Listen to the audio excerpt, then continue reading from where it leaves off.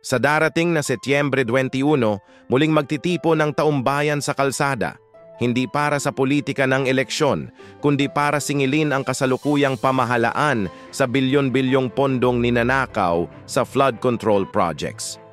Ang petsang ito na parehong anibersaryo ng deklarasyon ng martial law noong 1972 ay nagiging makasaysayan muli.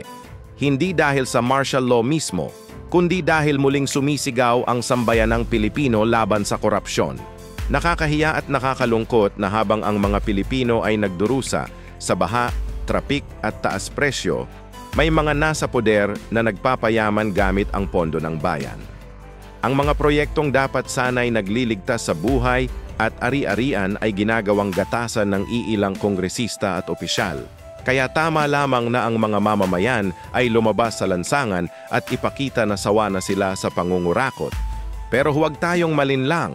Ang kasalukuyang administrasyon ay mabilis sumisi pero mabagal kumilos.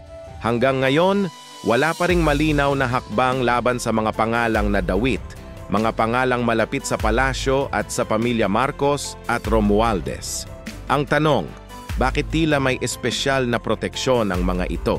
Kung tutuusin, noong panahon ni Pangulong Rodrigo Duterte, kahit gaano kabigat ang issue, hindi natakot ang gobyerno na sibakin, kasuhan, at ipahiya ang mga opisyal na sangkot. May matibay na political will. Ngayon, puro commission, puro damage control, at puro palusot. Kaya lumalabas ang mga rally dahil wala nang tiwala ang tao sa liderato ni Marcos Jr. Ang totoo, ang September 21 rally ay hindi simpleng protesta. Isa itong paalala na kapag ang taumbayan ay sawang-sawa na, walang leader na makakapigil sa kanila. At kung hindi matututo ang administrasyong ito, maaaring maging mitsa ito ng mas malawak na panawagan para sa pagbabago ng rehimen. Makikita natin na kahit sa Luneta Park at People Power Monument, iisa ang sentimiento. Sobra na, tama na, singilin ang mga mandarambong. Sa dami ng isyong kinakaharap ng bansa, ang korupsyon sa flood control ay sumasalamin sa pinakamalalang sakit ng lipunan, ang sistematikong pagnanakaw.